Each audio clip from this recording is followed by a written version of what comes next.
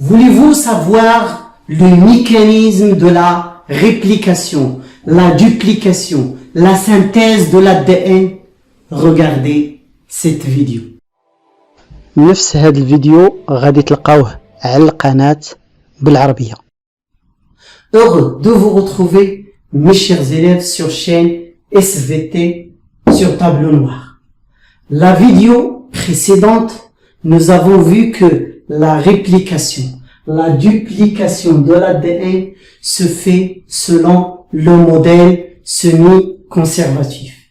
Les deux chercheurs, Messesson et Stahl, ils ont démontré d'une manière indirecte que les deux brins de la molécule mère se séparent et chaque brin sert de modèle, matrice pour la fabrication d'un nouveau brin.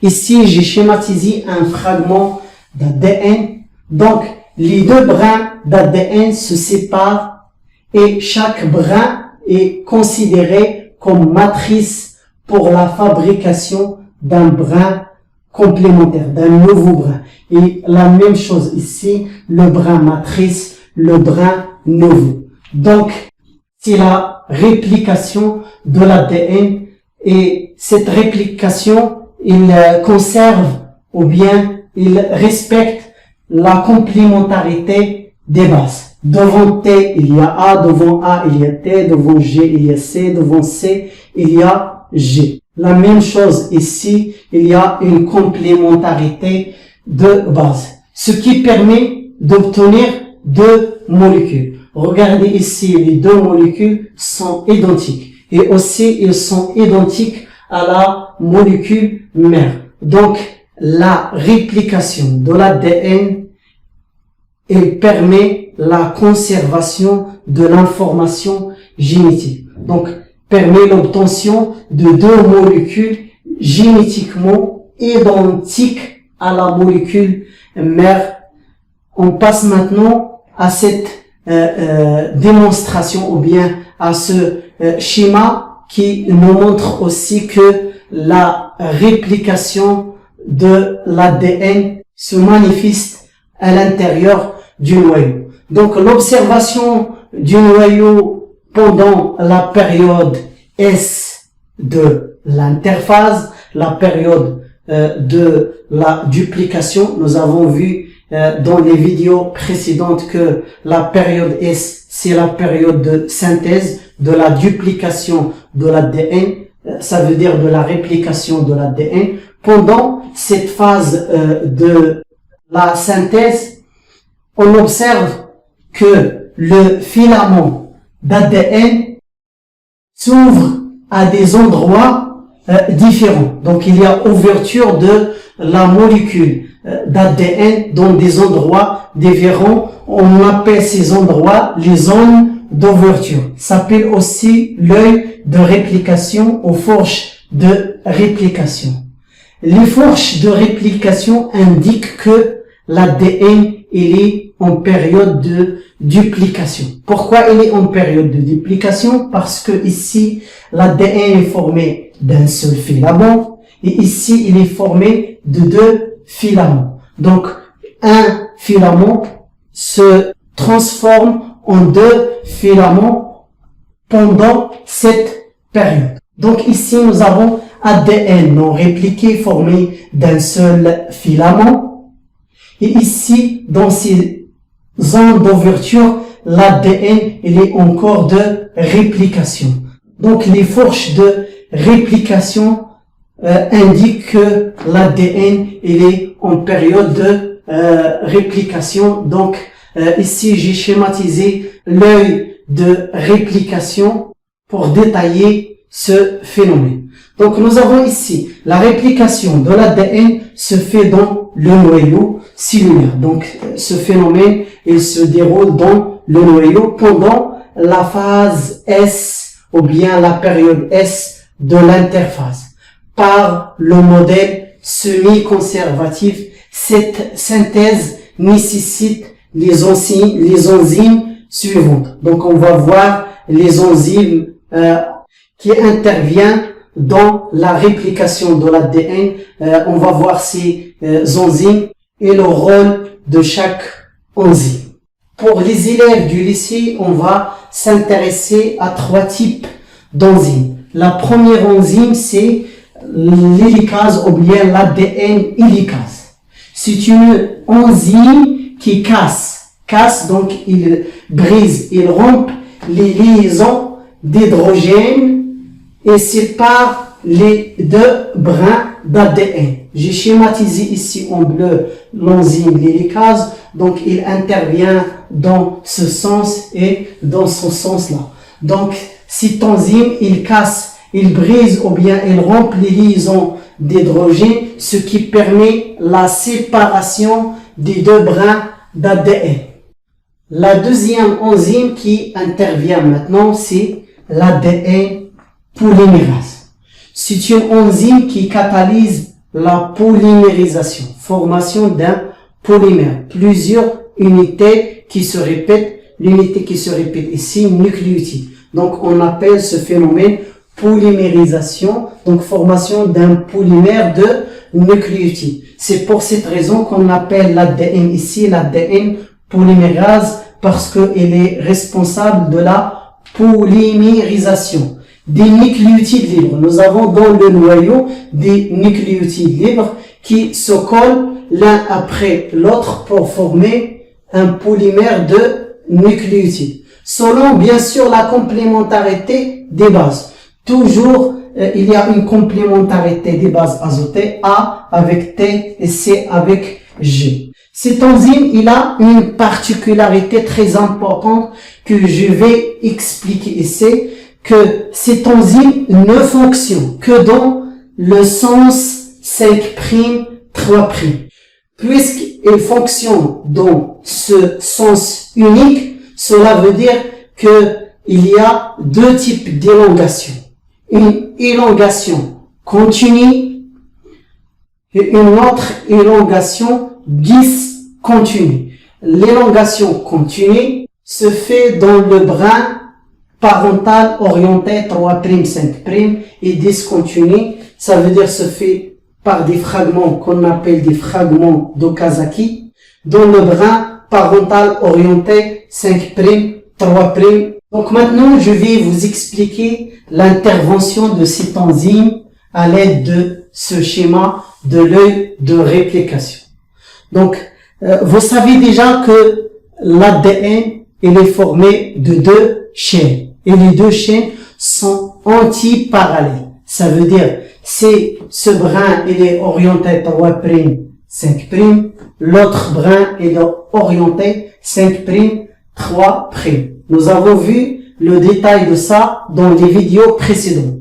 3', c'est la dernière atome du carbone de désoxyribose. Donc, après l'intervention de la première enzyme, l'hélicase, qui ouvre les 2 brins, donc on obtient l'œil de réplication ou la fourche de réplication. Au départ, l'œil de réplication, il est petit. Vous imaginez ici le début de la réplication. Donc, au début, l'œil, il est petit. Donc, les enzymes interviennent au départ ici. Ils séparent les 2 brins dans les 2 côtés. Donc, ici, on commence la réplication. Donc, si je coupe l'ADN ici, si j'ai l'extrémité 3', bien sûr, ici, l'extrémité 5'. Et ici, si j'ai l'extrémité 5', ici, nous avons 3'. La même chose ici, 5', ici, 3'. Et ici, 3', nous avons ici l'extrémité 5'. Donc, cet enzyme, il intervient dans un seul sens, c'est le sens 5', 3'. Donc, le brin qui est orienté, le brin parental orienté 3', 5', par exemple celui-là, orienté 3', 5'.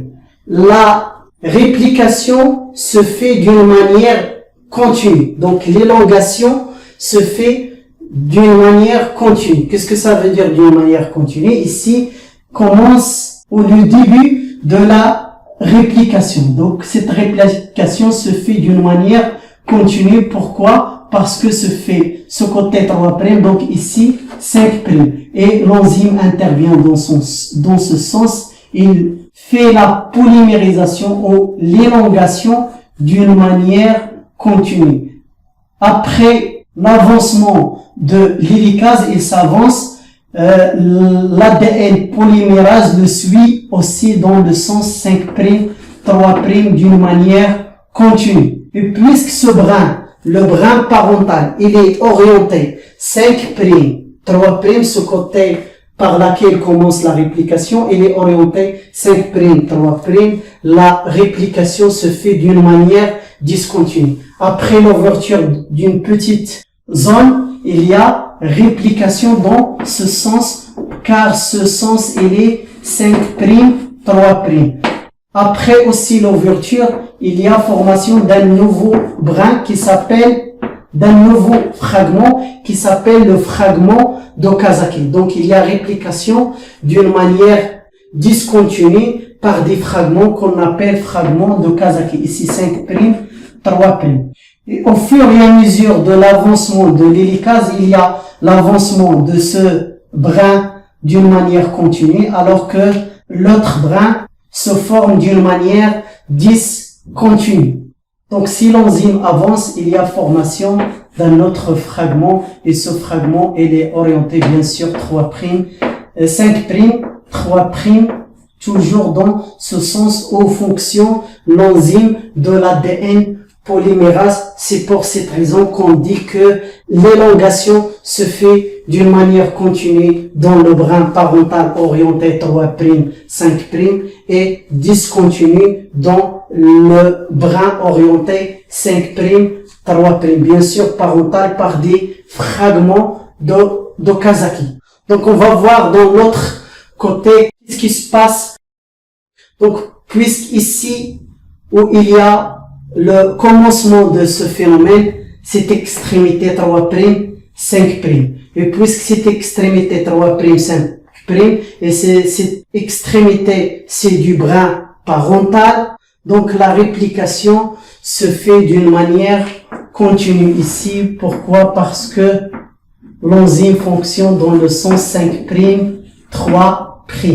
Et puisque ce brin, il est orienté 5', 3', le commencement de l'élongation ici, donc la réplication se fait d'une manière discontinue selon les fragments d'Okazaki 5', 3'. Après l'avancement de cette enzyme, il y a formation d'un nouveau fragment formé 5', ici 3'. Donc après, il y a l'intervention de la dernière enzyme, l'ADN ligase, qui assure la suture, la liaison entre les fragments du brin qui se forment d'une manière discontinue afin de produire un brin continu et complémentaire au brin matrice. Donc l'hélicase, il assure la liaison entre les fragments pour obtenir un brin continu, donc un brin qui est continu et complémentaire. Donc il y a une complémentarité des bases au brin matrice. Donc voilà ce qu'il faut retenir niveau lycée. Parfois vous trouvez dans des manuels que l'élongation ici s'appelle élongation directe et ici indirecte. Pourquoi directe? Parce que ce brin se forme d'une manière continue et celui-là indirect se forme d'une manière discontinue, aussi appelé brin avancé parce qu'il avance rapidement par rapport à ce brin qui se forme. Celui-là s'appelle brin retardé. La même chose ici, brin avancé, brin retardé. Donc voilà ici le résumé qu'il faut retenir en ce qui concerne ce phénomène de réplication qui permet la conservation de l'information génétique. Maintenant, je vous laisse avec le proverbe de cette séance. بالنسبة للبروفيرب الحصة ديال اليوم واحد المعلومة نستفدو منها. Ce n'est pas parce que je te donne des conseils que je suis mieux que toi, mais parce que j'ai fait plus d'erreurs que toi. ماشي تنعطيك نصائح لأنني أحسن منك، ولكن لأنني درت أخطاء كتر منك. الحصة المقبلة غادي نشوفو واحد لو ريزومي ديال ليكسبرسيون دو لانفورماسيون جينيتيك. إلى الحصة المقبلة إن شاء الله.